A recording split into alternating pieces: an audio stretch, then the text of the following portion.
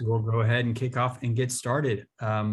First, thank you everybody for attending the second public input session for the Friends of Santa Fe Trail Master Plan. If you are on this webinar, I think you know what the Santa Fe Trail is. There's no need to introduce that, but I will give a brief introduction of our organization, the Friends of the Santa Fe Trail. My name is John Sturdivant. I am the president of this organization. The Friends of Santa Fe Trail is a nonprofit organization that is set up to help look out for the long-term health, well-being, and improvement of the trail, and partner with the city on things like projects for improving and adding to the trail, amenities and features, maintenance and care. And then also we organize and program several activities along the trail so that it can really be a sense of place, have a sense of place, be a community gathering spot, and connect all the different neighborhoods of East Dallas that the Santa Fe Trail runs through. We are really proud of it. We love the Santa Fe Trail and are on it almost daily in most cases, and are trying to do our best to make sure that the Santa Fe Trail remains an asset and a jewel of our community for decades to come. So again, thank you for attending tonight. We have a couple of guests with us. We have Jared White from the city of Dallas. Jared, you're from the Parks Department. Is that right? Yes, that's right. Okay. All right. Well, thank you very much. We appreciate you attending. And we have a couple of guests from Studio Outside, our partner in helping develop this master plan. You'll hear more about them as we go through it. We have Isaac Cohen and Reagan O'Brien. Isaac, Reagan, is there anybody else from Studio Outside on that I missed? I also have Mike Fraze here. Mike. Yes, Mike Fraze. Thank you. Appreciate you all attending. We also have Benjamin Graham from our organization. Benjamin is our chair of our community relations committee. But the main MC for tonight is Samuel Mortimer. Samuel is the vice president of our organization, as well as the chair of our master plan committee. So Samuel, I will hand it over to you. Thank you very much, John. So here's a little bit of agenda we're going to be going through tonight. I'm sure many of you were in our previous meeting. It's going to be a sort of a similar process to that, but we're going to be getting into significantly more detail. So we're going to talk a little bit about how the master plan process works, go through some of the summary of what we learned from the first public input collection effort. And then Studio Outside is going to take the process away and show us what are the specifics that they're recommending in the master plan that we've asked them to help create. So, first of all, why a master plan? Why does the Santa Fe Trail need a master plan? The Santa Fe Trail needs a master plan so that we can plan for and envision and fund and get people excited about the next 5 to 10 years of development on the trail. So these sorts of things can be small incremental improvements. They could be large capital projects that require substantial design, permitting, funding mechanisms in place, and creating a plan that thoroughly and accurately and cohesively puts all these things together, especially for a trail that's over 5 miles long, goes through as many neighborhoods as the Santa Fe Trail. This is an important and critical process. So about 2 years ago, we engaged Studio Outside in a competitively bid process to help us create a master plan for the trail. So if you were at the June meeting, you knew we were asking you what's important to you. What are your pain points? What are your favorite things about the trail? Where do we need to make improvements? So as part of that process, you can kind of see where we are here. So we've been through feedback loop number 1. We've had a presentation. We were on the trail surveying, tabling, talking to you. We received over 369 responses to our survey, which is a very, very big number. We're very proud of the response we got back. And we've taken those answers and we've developed a detailed proposal to present to you tonight. So you can see we're here now. We're starting feedback loop number 2. We're going to give you a more detailed presentation tonight, and then we're going to give you another different, more detailed survey for you to fill out to make sure we didn't miss anything and to fill in the gaps. So I'm going to go through quickly a few of the public input high-level results. We received, again, 369 responses from across the Dallas Metroplex. You can see on this little heat map up graph at the top, the majority of those responses were from 75214, but we received survey responses from every zip code touching the trail. We feel really good about how we are able to engage these various zip codes. So the majority of folks, some of these things probably won't be too much of a surprise. It's almost validating things we kind of all intuitively already knew. Some people walk the trail, some people bike the trail, some people drive to the trail. Majority of those people are parking at White Rock Lake. There's a few other sort of primary parking places that can start to clue us into, we need certain amenities at these areas. These are the ways that people are using neighborhood access points. What do the secondary connecting networks need to really be like to accommodate bike traffic versus walking traffic? What are preferred activities? It's almost exactly 50-50 bike to running, walking. And there's one single person who said that they skate. So if you're on the call, whoever you are, we got you, we're listening. Thank you for your submission. And the majority of people either said they have no preference or heading north towards White Rock Lake. A few people said they go south. It was kind of just, wondering what your thoughts were. The biggest feedback we got, though, and the most consequential, was in your comments. So if you go to our Linktree, you can find a document that summarizes all of this information, and it has every single comment we received. So 369 people took the survey. Of that, about 80 people chose not to leave any comments, but that left us with something like 250 to 280 individual comments per survey response.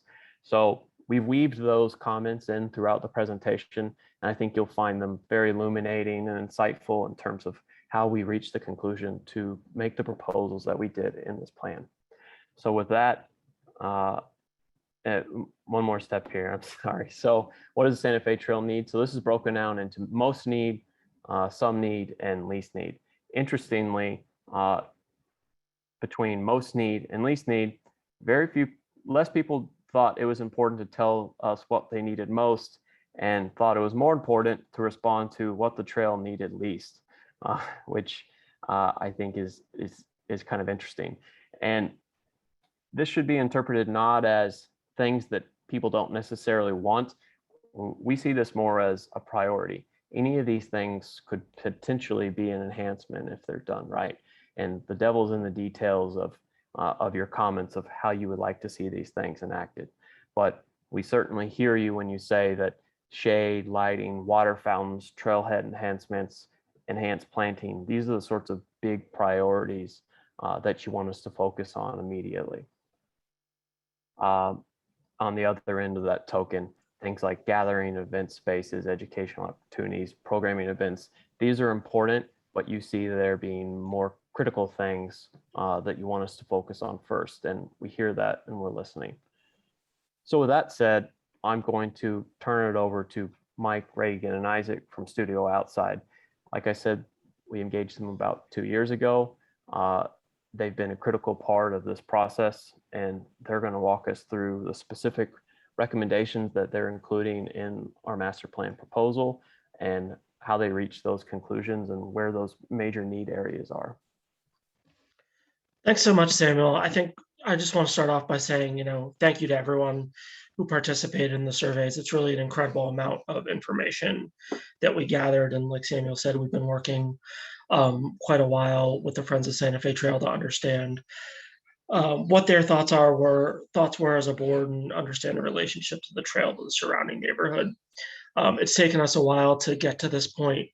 We could say that hopefully, I think COVID had a lot to do with that, and wanting to make sure we engage people the right way. But we're really excited to be here to show you what we've kind of come up with at this point, to hear your feedback.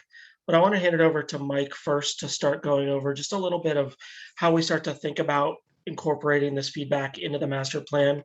And then Reagan and I will follow up with some more specifics. So I'm just going to hand it off to Mike now. Perfect. Well, thanks, Isaac. And Samuel, we can probably go to the next slide here. I'll cue you as we go along. But You're exactly right. It's been a great process to date, and we're very excited to kind of come back to everybody. Hopefully you'll see some of your commentary if you were in some of the earlier feedback sessions showing up throughout the presentation. And I think that, when we looked at the trail, we really see it as kind of two aspects. One, there's initiatives and efforts that we can do within the trail corridor itself, which is, indicated by this green line on the left there. But also we want to leverage the opportunities of the trail to connect into the greater community. And in some ways build off of that, what I like to call borrowed landscape or borrowed experience. So the trail actually leverages some of those spaces, but also benefits from its connection to some of those spaces, such as Willis Winters Park and White Rock Lake, and connecting into some of these other areas. So when we started this process, we really kind of started with looking at the outside in of where are those connections and what are those networks that we can leverage with the trail to build a bigger and a greater experience, and make sure that when we plan thinking about those opportunities to come in the future. So if we go to the next slide, some of the things that we looked at were just some of the Santa Fe Trail extensions, connections into Fair Park and to South Dallas, linking to the Trinity Spine Trail, the Main Street Complete Street program and how that actually interfaces with the trail and how that can be an expansion as well. I mentioned the Trinity Spine Trail and that connection, but also even like Ash Creek Greenbelt Trail and how that connects, as well as to some of the parks that are along this area, how we leverage those experiences and those amenities and those programs so that the trail benefits from that and becomes a greater experiential movement through that whole area. And then obviously the neighborhoods, and leveraging the trail in a way where it doesn't only just link to the schools and shopping areas and parks and residential areas, but it actually kind of becomes a conduit in a way to kind of celebrate those different neighborhoods and those different communities. It brings them all together, but it also can be a piece that celebrates that. At the bottom of the slide here, when we've interjected this, you'll see this through a lot of our slides, some of the comments that we've seen through the feedback session. This one here mentioning Santa Fe Trail is mostly a connector trail for our family to access the lake, Fair Park, and downtown. And that really kind of underscores the idea about how this really does play multiple roles in connecting a lot of experiences beyond just providing recreational opportunities and transportational opportunities as well. So if we go to the next slide, with that in mind, one of the things that we wanted to look at was to start to help the trail establish a hierarchy, both as one comes to the trail, but also as a traveler on the trail, a way to kind of acknowledge key connection points and portals, if you will, in and out of, into the neighborhoods or into the trail itself. And there's a hierarchy to those. Some of the first of which are the green, which are kind of our larger moments, which are these gateway moments. These are iconic opportunities to really celebrate the meaning of the recognition of the trail. And so, to the north and then aspects to the south down by Fair Park are great opportunities for that. We also have some areas where we have kind of private development, street in kind of components. And we wanted to kind of acknowledge those ending elements where they butt next to the trail and allow those to be great kind of trail portals and connections, and to acknowledge that those are ways to kind of engage with the trail. We also wanted to look at street crossings, both minor and major, for kind of two elements. One is safety, which was one of the comments that we heard throughout from the feedback, which is absolutely, a core element to our design process, but also an opportunity to kind of brand and identify the trail along the street. So as we have those crossings, it's a moment where somebody knows that they can get into this system, but it's also a moment that they become aware of the system as well. And then obviously the dark connection that's down there at Fair Park, wanting to make sure that there is a knowledge and a connection to that as well. And once again, some of the comments we heard, convenient trailheads and safe crossings at major intersections, we completely agree with that thought process. I think that's a core component of the plan. And then better crossings at places such as Munger need to make it very clear that drivers must stop for pedestrian. Once again, talking about the safety aspect to that. So let's go to the next slide from there. So focusing in on the trail beyond those connections, there were kind of a series of initiatives that are kind of stovepiped underneath these topics. The first of which is safety, which obviously was one of the key comments that were made. Lighting, which also dovetails with safety. Branding and art, which can actually happen in a lot of different ways in our minds. The concept of water and where water is located, seating and gathering areas. If you noticed on one of the earlier slides, Samuel was talking about one of the most needed things was shade. So obviously planting and a thought process to how we plant along the trail, both with canopy trees for shade, but also understory plants, prairie plants, wildflowers, and also how we deal with water that moves along the trail. Are there opportunities where we can catch things in rain gardens, or having a diverse plant palette that is also easy to maintain so that it doesn't become a burden and doesn't get lost over time, but also can tell maybe a greater story, which actually ties into that last point of education. And then the last one in there is wayfinding, which is really kind of an interesting piece. In our minds, wayfinding isn't just signs.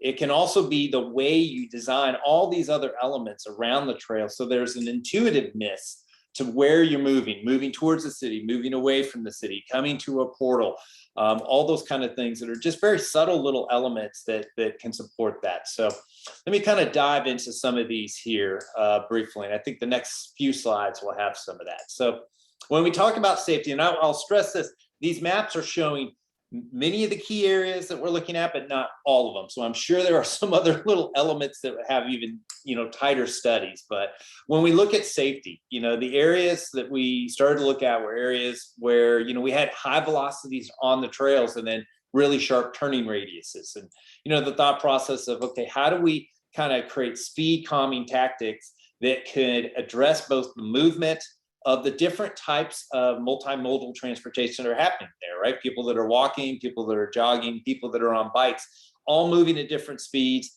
and how they're negotiating turns and visibility and things like that. So thoughts on that of how to kind of address those. And then also thinking about those street crossings, of how to create visibility, identifying the trail, both for the people that are in cars, but also people that are on the trail as well, to kind of calm the velocity, calm the crossings, so that once again, those are safe. Over on the right, we also kind of looked at lighting, and we looked at lighting in kind of two different ways, really, and probably could break out into even more subsets. The first is just the trail-wide kind of lighting enhancements. How we make the trail safe. Just from a safety and welfare standpoint, that kind of lighting aspect.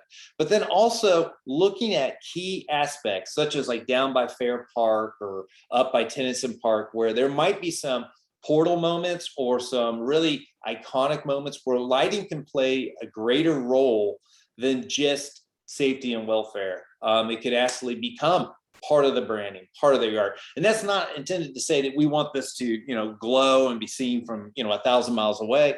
We want to be sensitive to our neighbors, but we also think there are some really interesting opportunities where lighting can play a greater role in the whole experience on the trail, which is one of the key things we've always tried to keep in mind, is that we want to make it safe. We want to create these connections, but we want this to also be a very, very powerful experience that people really enjoy being on the trail for a variety of different reasons. Let's go to the next slide here, Samuel. So just kind of building in on some of those things. I've mentioned branding a couple times. And over on the left side, I think that, that can happen in many ways. If I start at the bottom and kind of work to the top, the idea of these portals and these gateway moments, which could be how we deal with the flat work, how we create maybe possible iconic architectural elements. It might be small, might be, moderate or large in scale, depending on the area and depending on the appropriateness, to kind of celebrate that entry into the trail. And then building on that, the idea of neighborhood trailheads and what that is and how that all works together in a family, so that when you look at a certain element, it's of the Santa Fe Trail. It might be that material, it might be that font, it might be a color, it might be a combination really of all those. And even how they're positioned, so that it's just, you don't even need the words, you just see it and you know that it's part of that system. Looking at the idea of crosswalks and on-trail branding, and what we mean by on-trail branding, and even some of the stuff at the top like bridges and super graphics, where we have elements that are already infrastructure elements that are already out there? Are there ways that we can address those? And I think Reagan and Isaac will kind of share in more detail. I'm kind of setting up for the more detail that they're going to have later in the presentation here, of ways that we can take some of these infrastructure pieces and make them more dynamic and make them more of the trail. You know, a bridge overpass could be something much more if we're really creative about it. The same with retaining structures and things like that, that can actually become more of a part of the trail than just something that's holding grade or something that's conveying traffic over us. And that kind of builds into the diagram on the right, this idea of art opportunities. And art can be obviously, you know, graphics, but it can also be how we use materials in a lot of ways. So the flat work, benches, seating, the organization of those.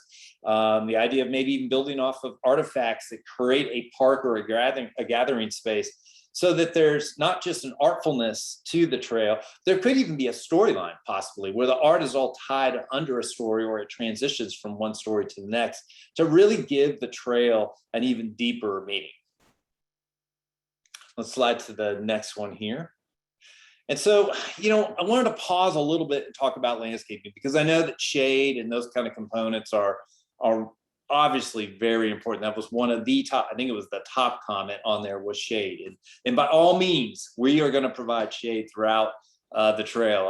I definitely, you know what that's like to be out there in July and August. But we also think that with landscape, we can do so many different things that don't become kind of the same old thing for the entire length of the trail. We actually feel the landscape could kind of play as a transitional experience that actually supports the context that the trail is sitting within.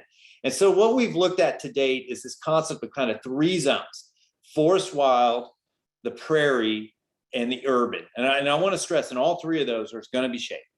But if we start at the top, the forest wilds, that's closer, that's that green portion up there. That's where we're really embracing a lot of the grade changes.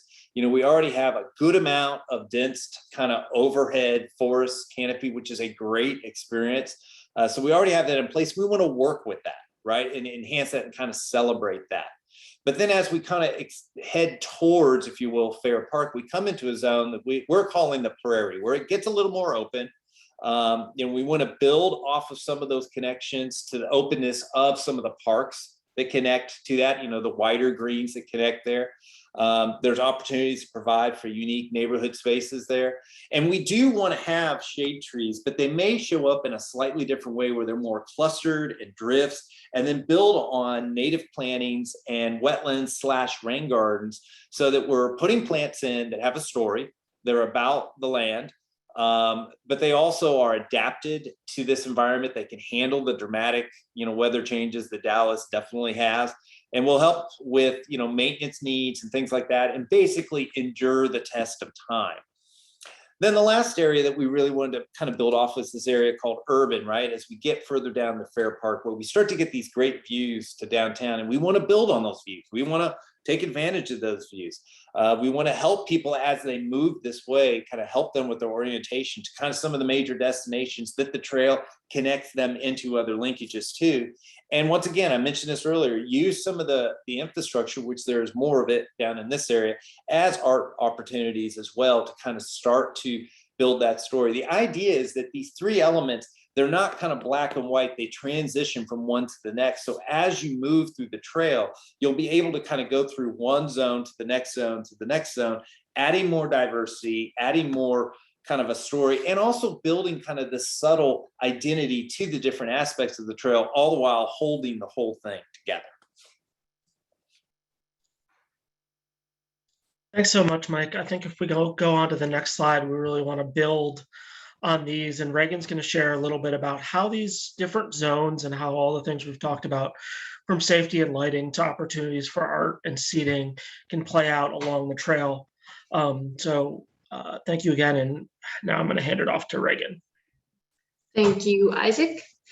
So starting at the southern end of the trail at the T intersection, the fact that a major trailhead is situated in between Fair Park and Deep Ellum is a huge asset to the trail, but it's also crucial that the user knows how to get to each of these iconic areas of the city. So we proposed signage, but also gateways at the east and west terminus of the trail. This location is also often the first impression of the trail to the user, so it's crucial that it is easy and safe to navigate. So moving north to the next slide. In the urban zone, we want to capitalize on the existing infrastructure along the trail, so bridges and building walls, and use this to support the identity of the trail with super graphics and murals or creative wayfinding. This area also allows for really great views to downtown, so celebrating this will really emphasize the whole urban experience. And like I mentioned, or like Mike mentioned earlier, lighting is something we are proposing trail-wide. So moving into the Prairie Zone, this part of the trail is really characterized by specific types of planting and neighborhood scale interventions. So we've proposed smaller social spaces with prairie planting to really signify that you are leaving the urban zone and entering something different. At crossings where bicycle vehicle interaction is unclear, we have studied a few crossing enhancements that Isaac will get into later. But here we have a type of pavement change to slow the trail user and the car. So the next example, yep, thanks. This example capitalizes on the existing drainage infrastructure to create a native rain garden.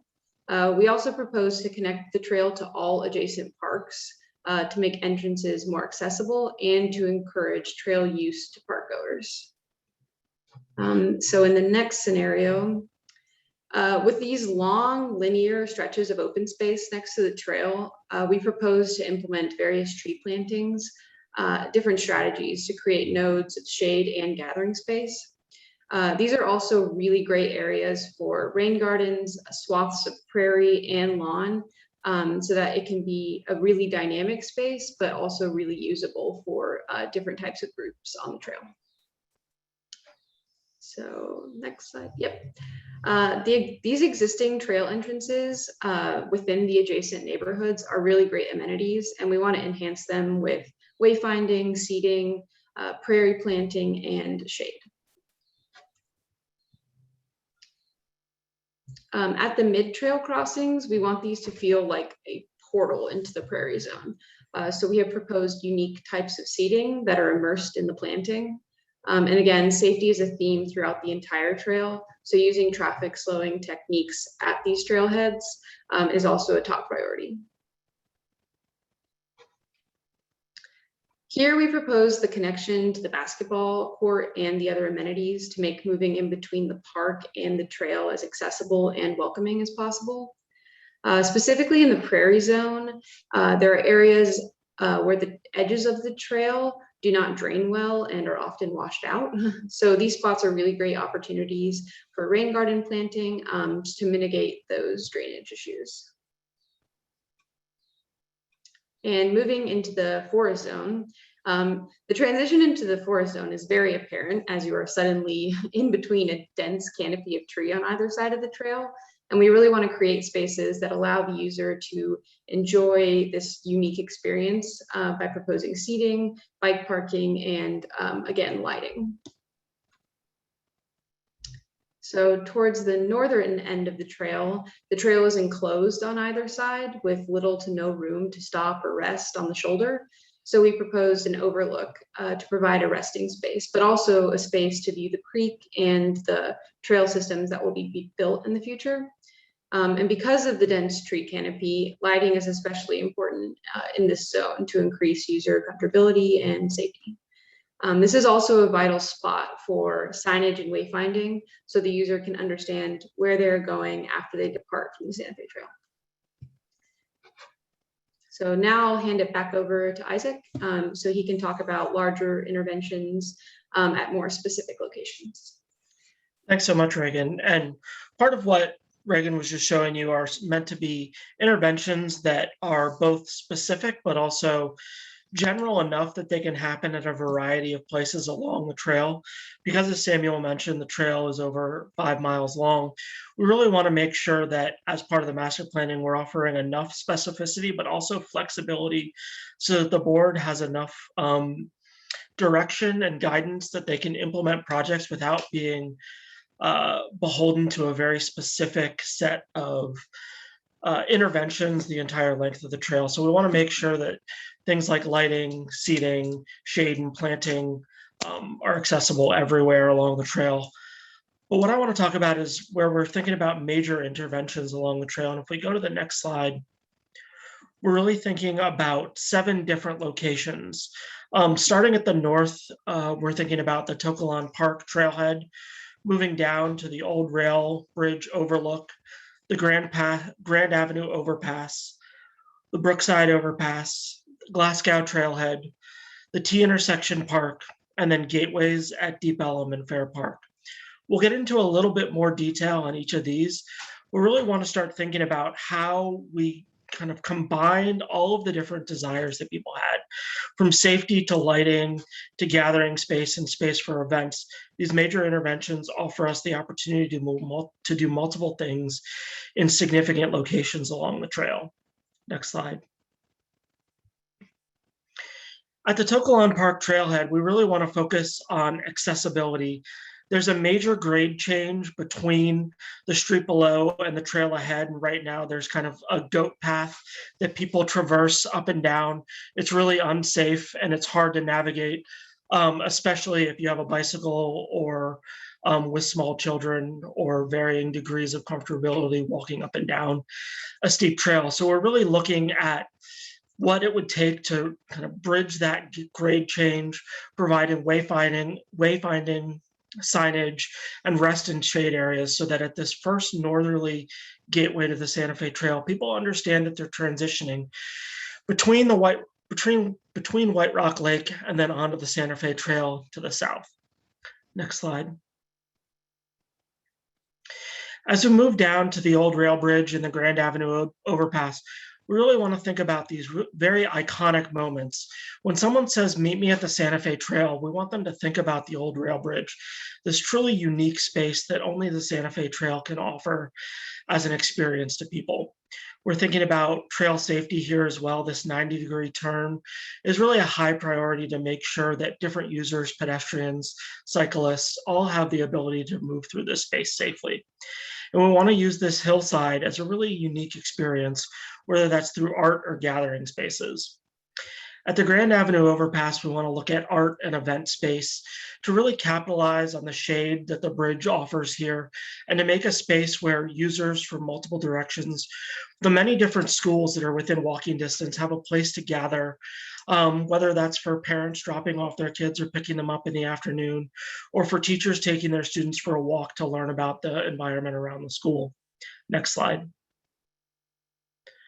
At the old rail bridge, we're proposing a series of new trails and gathering spaces built into the hillside that really use some artful, we have some precedent images at the bottom that show some of the artful ways that we can do this, highlighted by this comment from the community feedback that community gathering spaces and destinations are truly important. So like we said, the old rail bridge is one of the most iconic spaces, and we want to be able to get up on top of that old bridge, make it safe, make it an overlook so people can come there, gather, start to learn about the history of the Santa Fe Trail Railroad and what that bridge originally carried, and really have this unique environment and experience along the trail. Next slide. Under the Grand Avenue overpass, we really envisioned, again, this event plaza, thinking about shifting where the trail itself is over, creating a wider trail so that there aren't conflicts between gathering for events, maybe it's food trucks or bands playing on the weekend, but really use this place as a way to bring people together, create space under the shade of the bridge, having art installations, possibly installing green infrastructure as a way to stabilize the hillside that sometimes washes out over the trail. So really thinking not only about event space and more unique elements. We're really thinking about how the trail is maintained and is usable year round. Next slide. As we move further south, we're looking at the Brookside Plaza and the Glasgow Trailhead. At the Brookside Plaza, we have another unique opportunity to use the street end here as an event plaza and a way to engage people in a space that is underutilized currently. As Mike said earlier, we want to take this from more of an infrastructural space and make it a space for the community. As we move south down the trail, we really want to look at the old rail grade and the pretty incredible ecological and environmental space that happens in the ravine that below the trail, thinking about what it means to walk amongst that ecology, this more wild space that we've been talking about, embracing that forest and that wild ecology, and really bringing it into view as something that we can experience and really love. We know this is a place where people have a lot of thoughts about what they want to see. We really think it's one of the most important spaces within the ecology of the trail where we can do something truly unique. As we move to the Glasgow Trailhead, we envision an elevated bridge that brings neighborhood users up above that depressed ecological zone and connects them into the trail, but then also creating a new portal into the forest and wild section of the trail at Glasgow to welcome many of the users into the trail at this point. Next slide. At Brookside Plaza, we really, again, see this as an event plaza. Maybe it's some place where we can set up a pop-up movie screen or have weekend programming. And really thinking about if anyone had been to Deep Ellum when the Crowdish Street pop-up event happened, where the street was closed down for a month and they had pop-up events to see what it would be like to have more public space, where it's really something that we imagine here at the Brookside Plaza. How can we be more flexible than just having a street end where no one can park and no one can use, to creating a space where people can come together and gather within their own neighborhood? And then out over the ecological zone, really what does it mean to have a shaded overlook in that brings people into contact with this more natural and wild setting while also being in a comfortable shaded environment? Next slide. And then really thinking about what it means to travel down into that ecological zone. This is a space where we really have a true biodiversity, many plants and animals here that we don't see in other places along the trail. And really, we really want people to engage in this space and to do it safely, and really to preserve that habitat so that we can have that in juxtaposition to the more urban parts of the trail further south. Next slide. And then as we move down to the T intersection, we've really started to think about what this place could be, how it could start to celebrate the history of the trail, be more of an artistic setting where people can both move safely, but also have a unique experience. Thinking about all of the different zones here, we're really looking at what happens below the highway. Is there an opportunity for a bicycle pump track, something where people can come and learn to do more technical bike riding along the trail, and what those opportunities are to take, again, this underutilized infrastructural space and create space where we can have new experiences. In addition, we're really looking at the Fair Park and Deep Ellum gateways as important spaces, not only for artistic interventions, but for wayfinding. And really it's that first introduction to the trail where someone who might have gotten off the DART train or parked and been going to an event at Fair Park can come over, get on the trail and go for a walk with their family. How are people introduced to the trail and have a pleasant and engaging experience as they move along it? Next slide. I think at the bottom here, some of these inspirational images are really what we're imagining for some of these spaces. How do we create these architectural elements that welcome people into the trail, that create these portal moments while offering lighting and wayfinding? And then I'll actually ask Samuel to jump in here and talk a little bit about some of this kind of artistic experience or artifacts and art park that the board has been thinking about for this T intersection, if that's okay, Samuel. Sure. So we've been working closely with Dallas Parks in conjunction with the former director, Willis Winters, who had imagined this space several years ago as a repository for a series of artifacts that the city of Dallas has collected from demolished buildings in the city of Dallas. Willis was frankly hoarding these very nice things in this laydown yard, but with no intention to keep them there. He wanted them to be displayed. He wanted them to be part of Dallas's architectural heritage. So as sort of a last chance to use these pieces since they were demolished, he envisioned them going into a park somewhere, and we would love to use this intersection to create an artifact park and to move that repository from a laydown yard to a park that's accessible to people and not just city employees. So that's what we would imagine as the sort of the key feature of this intersection.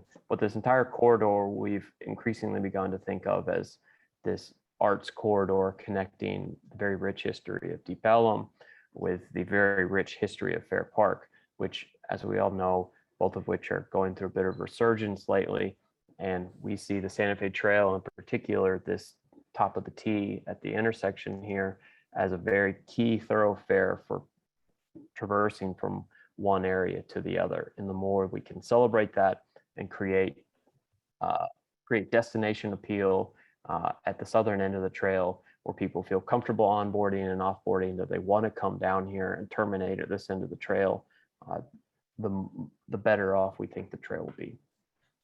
Thanks so much. That's a perfect introduction, and you just took all my talking points for the next slide. So if we go to that, it's really about that kind of final connection, the portal at Baylor, the Deep Ellum Gateway, and then the Fair Park portal, really this linkage where this entire section of trail can be that welcoming experience where people know that they're coming for this unique trail experience, not only to go from point A to point B, but to experience art, to come together as a community, and really to find new experiences that they don't anywhere else in the city of Dallas. So that's it for our kind of major interventions in Gateway. Again, these are a little more specific than we've seen previously.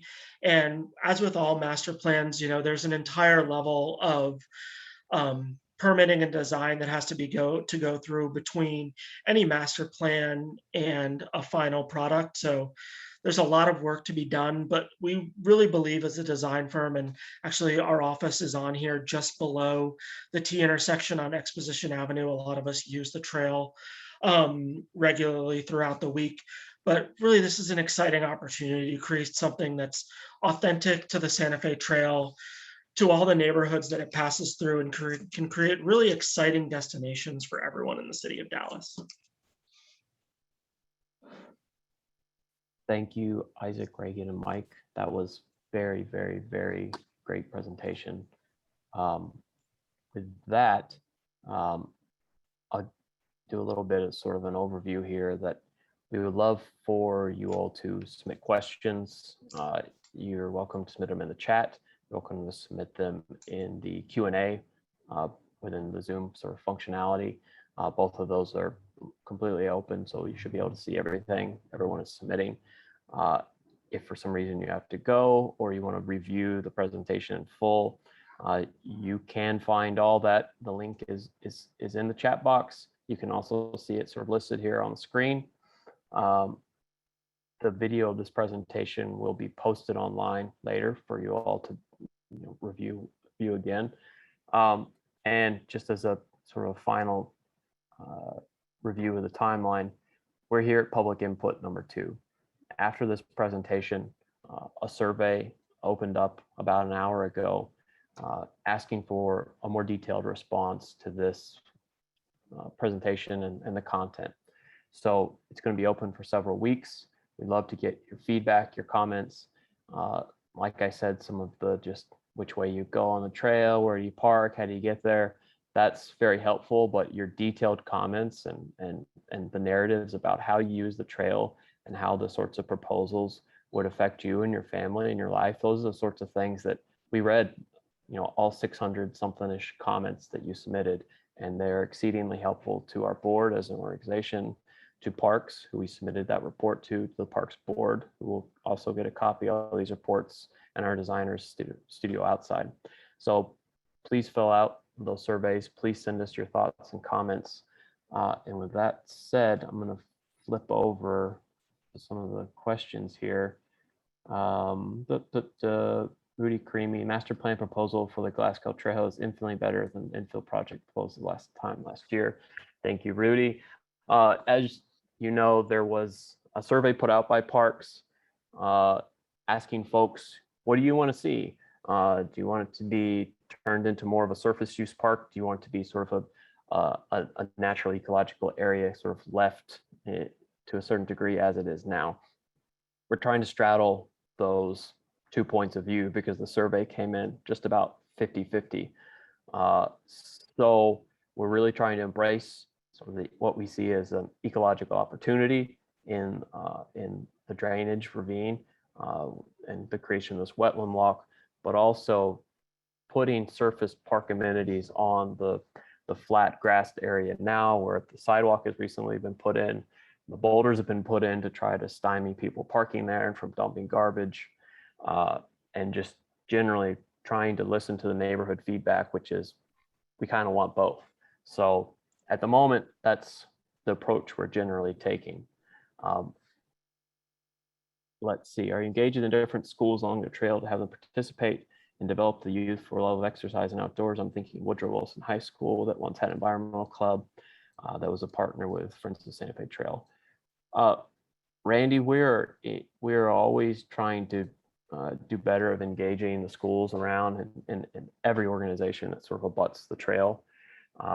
Unfortunately, just to be like very real with you, there's so many organizations that sometimes that narrative and that conversation falls off the wayside when our board turns over, these organizations turn over. If there's somebody there that you think we should partner with, this is a great lead for us and we're going to follow up on it. But is also a great plug for anybody that's listening that please reach out to us if you have someone that you think we should work with, or if you're interested in working with us more and becoming the cheerleader for some of the things that you love and that you want to see on the trail. There's always room on committees. There's always room on the board. We need volunteers to make these sorts of things happen. So we will definitely look into that though. Let's see here. Samuel, there's a Gary. question about the pump track. Sorry. What's addressing, and particularly, can we make it amenable or usable for skateboards and scooters, which I think would mean laying concrete, which is actually a pretty important element. Do you want to address that? I'm happy to throw in comments if you want me to talk about it. Sure. I don't know too much about the pump track, to be honest. And the goal is obviously to develop something that's low intensity, cost-wise to develop, that can make some use of underneath the bridge. That's about all I kind of have to say on the matter. So yeah, if anyone from Studio Outside or John wants to jump in, please feel free. We discussed this with some of the city councilors last week, and while the idea of a pump track is good and could work when it's effectively a bunch of dirt piles for bikes, that is good. However, that land is owned by TxDOT, and we believe that there are limitations on anything that is basically like constructed or a permanent or semi-permanent structure. I'm not exactly sure where the line is there. But so when we start getting into things that might require pouring concrete or putting in anything that's prefabricated, that's where we might hit a blocker with TxDOT. As you may have heard, they have very long-term plans for sinking I-30. And so they're going to be very reluctant to let anybody put anything too permanent underneath I-30 because they foresee it having to be removed and they'd rather not deal with that hassle down the road. Great feedback, and definitely, obviously, Clinton, that area is sort of in flux. The last time we spoke with TxDOT about that, they told us we might do something in the next 10 to 20 years, so call us in 5. So you can imagine it's just generally not a difficult, it's not an easy nut to crack in terms of developing that and finding out really what sort of TxDOT wants to do and what their timeline is, and doing a bit of a pro forma of is that investment worth the cost for us for potentially a limited amount of time. But in general, making use in some way of the area under the highway there is a goal of ours. I saw a comment or a question about the kind of ecological engagement and how that might be destructive to some of the ecology that we want people to experience. So I wanted to ask Mike to talk about kind of the experience of environmental education and some of the work that we've done. Yeah, I was gonna say, I noticed that comment too. I was kind of looking at that. Yeah, we've actually done a lot of environmental education, nature preserves and parks. And, you know, one of the challenges in those projects is to not develop something that gets loved to death, where you actually lose the resource by bringing people to it. And so there's a lot of interesting things that we can do. I think it's a great comment and a very important comment, and one that if we were to realize that space would definitely be one of the leading elements in the design of that. But there's a lot of things you can do to kind of create soft controls in a way where people don't overrun the environmental aspects that you want to take them to. You know, a couple simple little things, you know, boardwalks, railings, things like that, where when you provide access into the space, but you limit where the access can go, are great ways to kind of do that. It also, in a way, for me, this is what I found, whenever somebody gets on a boardwalk, it raises their sensitivity and their awareness of what's around them, because all of a sudden their mobility is somewhat limited, right? They can't just step off of the trail because there's a railing there. And I think it kind of speaks to the appreciation and the importance of the resource that we're having there. So, you know, that's one of many ways. Also, just how we route trails and how we provide access, whether it's a linear path all the way through, or it's little loops that kind of come off and into the space and back out, so that there's maybe a core that's always preserved. There's a lot of ways we can go about it, but I think it's a great comment, and definitely one that would be on the forefront of realizing that space, so that we don't lose the beauty of the resource that we're trying to build from. Great, thank you, Mike. A few folks have used the sort of Zoom functionality to raise their hand, which if anybody here is wanting to say something, I'm gonna turn a few folks on. I think Eddie's gonna say something here, so let's try this. Let me click the button, we'll see if it works. Eddie. I think you're on mute, Eddie. Hello. Hi, I am me to raise my hand. go for it. Did you have a comment or a question? I didn't mean to raise my hand. Oh, okay, I'm sorry. No, Well, no, thank you. it's my fault. Okay.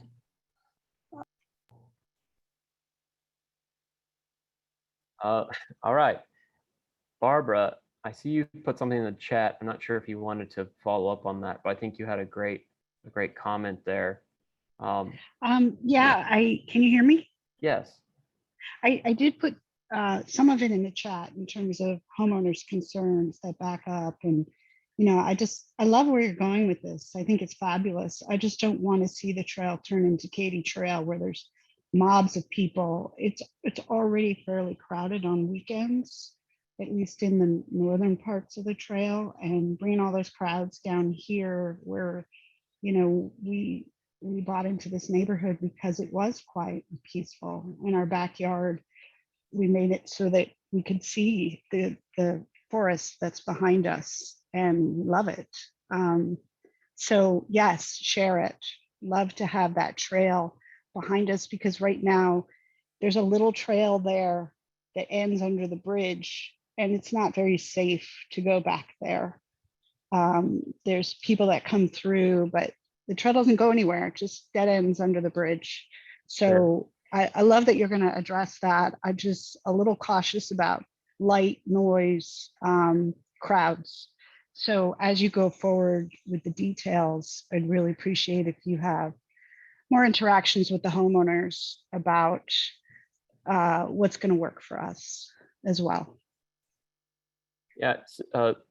Isaac, Mike, or Reagan, I don't know if you wanted to speak any to like what that sort of the hierarchy that you discussed in the beginning of lighting could be, but in general, Barbara, to your point, lighting in particular is such a high intensity, like cost-wise sort of endeavor that we would definitely be involved in a much bigger discussion before any big investments to that end were made. But I'd love to hear, Mike, Isaac, Reagan, if you have any additional comments about hierarchy and how that might work when you're backing up to homes versus, trailheads.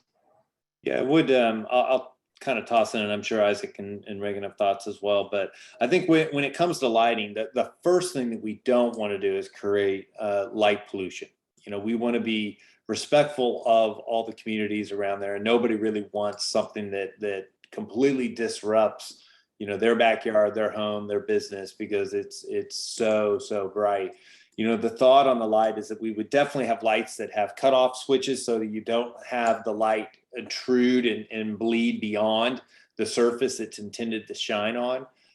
We would also look at lighting in kind of two ways. One is safety, and really work within the minimum thresholds for safety so that people can see where they're at and see where other people are at as they're going down the trail, and really nothing more than that. We really don't want to have it bleed any further. And I know I mentioned earlier about iconic lighting, but even in that, the thought on that would be very low level, very soft, subtle elements that once again would not bleed off of the trail. They would be done in a way where they would just kind of maybe highlight an aspect, a wall, a detail, or something like that in a way. But for sure with lighting, that's something we're very, very thoughtful about, is that, it can be a really good thing, and it can also take away and be a detriment to all the other things if you go too far. So, a very, very smart, restrained balance would be kind of the rule for the day when it comes to that.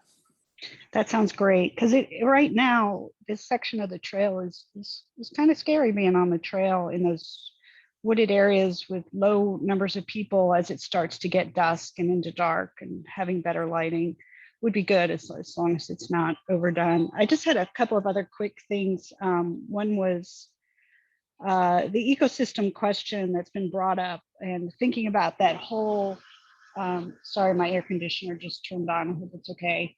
That whole, Can hear you fine. Okay, good. This as a greenway, a migration greenway. We planted plants that monarch butterflies and hummingbirds like in our backyard, and I've been stunned at the population of butterflies and hummingbirds that are out there every day. It's gorgeous. And so taking advantage of thinking about it as a whole ecosystem along that greenway, I'd love to see that happen. And also bird migrations, of course. And then also the last thing was in terms of the homeless population that I've seen under the bridge near Fair Park is, how can we be sensitive about that, not just dump people out of there, or try to find ways to meet their needs.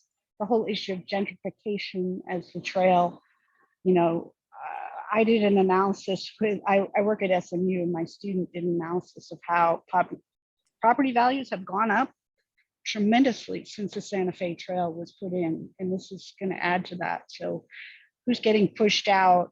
How are we addressing those issues is something to consider. Barbara, I have response to a few of your comments there. So number one, on the people experiencing homelessness, specifically on the southern end of the trail, but it's definitely not, the northern end of the trail is not immune to that. We've seen camps on the northern end of the trail just as well. That's true. We've had a camp behind us once too. Yeah.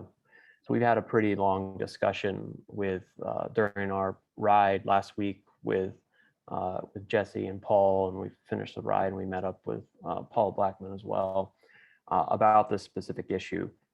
At the moment, if someone feels obviously in danger or there's an immediate safety need, our response is you need to call 911. Obviously, I agree with you that what's the more long-term solution, and that's something that we're talking and working with council to try to address those sorts of things. But at the moment, we're kind of limited to sort of direct safety and health issues along the trail. So you might have noticed there was a camper at the T intersection who had been there for about 6 months, whose stuff had just sort of started to spill over and over and over and over and over. And finally, my understanding is there were some concerns about the amount of stuff that was there, and there were some health and safety concerns. For the most part, we call 311 and we let our city council people know when these things are becoming issues, or when we hear reports from people that they feel unsafe or they have issues. And that's kind of where we are. It's an imperfect solution for the time being. Specifically on some of the birds, wildflower corridors, we have a meeting next week. We were very anxious to not sort of pollute our Instagram feed while we have so many things and that being lost in the get-go. But we have set up a time with Brett, the Parks and Rec urban biologist, who is going to meet us on site next week. So we're going to be soliciting questions for him about wildflowers, specifically along the Santa Fe Trail, questions about best practice maintenance, about installation, about expansion of our wildflower network on the trail. If anyone's there, if anyone is able to attend, we would love that. The date is, I believe it should be Thursday around lunchtime, but we're going to push that out in the next few days and have it all on our social media. But just an FYI to everybody that that's definitely something near and dear to us and on our mind. Let's see. I'm not seeing any more questions coming in. I saw there was one about why there are sections of the Oh, yeah, trail yeah. fenced on both sides, and I think it's pretty easy answer. There's some really steep drop-offs topographically along some sections of the trail where you have to have a fence for safety.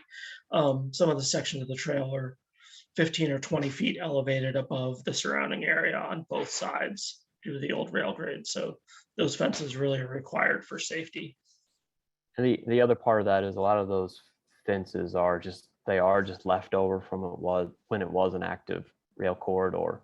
So we certainly are not opposed to removing fences that don't need to be there anymore, that are sort of remnants of a risk that doesn't exist. In particular, the comment is about how trash is not easily collected there, and that's a great point, and something that we need to do a better job of working with parks to identify those areas and how we can solve those maintenance issues, especially for adjacent property owners that see it as kind of, I'm the one dealing with it because I have to look at it and it's in my view corridor. Let's see, anybody else? Another one came in. I agree. Getting gates in there to grab some of that garbage out would definitely be helpful. Benjamin, are you still on the call? Where are you, Benjamin? I'm around. All right. Benjamin's going to close us out here and talk a little bit about. Actually, I'm going to skip ahead of you, Benjamin, and we'll rewind. I want to say one more thing about the survey process. So while we have everybody on here still, if you go to our Linktree, here's the address. It's right here. It's in red. There are 2 new links here at the top. One is the PDF of this presentation. It's the second link here. In the next day, we'll have a third that'll have a video of this presentation on YouTube. If you go to the top one, this is the new survey that goes to SurveyMonkey. This survey is a little more complicated than last time. I'm just going to tell everybody that from the get-go. There's graphics, there's images to look at. If you've been at this presentation, though, you are infinitely more prepared to take this survey than someone who has not seen this presentation. So it shouldn't be too hard for you. That being said, you can find the survey on our Linktree at the very top, input survey number 2. We're going to have this open for at least 2 or 3 weeks. And then from there, we're also going to be out on the trail tabling, showing people the same document in person over the course of the next 2 or 3 weeks as well. So with that said, all right, Joe, backwards here. There we go. Benjamin, do you want to close us out? Yeah, there it is. Hey, everyone. My name is Benjamin. I am the Government and Community Relations Chair for Friends of Santa Fe Trail. First and foremost, I want to thank Mike, Reagan, and Isaac for their time and commitment to this project. This was an amazing presentation. I really appreciate it. And I want to thank all of you for your time as well. I know it's not easy, you know, on a Tuesday night to commit this time. But while we're here, I want to remind you that Thursday is North Texas Giving Day, which is a great opportunity to donate to the Santa Fe Trail, because none of this great stuff that we've shown you so far is free. So your money would really help us get this stuff done. I have dropped a link into the chat for your easy convenience. And also, just another request, if you're interested, we need people. So if you want to be on a committee, if you want to volunteer, if you want to be on the board, reach out, and you know, we'd love to have you. So Samuel, I'll let you close it out. I really appreciate everybody's time. Jared, Mike, Reagan, Isaac, everyone else who's attended today. Appreciate your comments, appreciate your feedback, appreciate your patience as we put this plan together. We feel like we've really developed something nice in partnership with Studio Outside, and we're very excited to hear your feedback on it. Number one, respond to your feedback and then get this submitted to Parks Board for approval so we can start doing these projects. So please fill out a survey, please donate North Texas Giving Day, and please stay engaged with our team on social media, email, however you want to engage us. So very much appreciate you. The next few days, we're going to be at Cold Beer Company tomorrow night, having a little event for North Texas Giving Day. Thursday night, we'll be at White Rock Ale House. So please come see us, come see our plan in person. Thank you very much for your time. Very much appreciate you all. Have a good evening.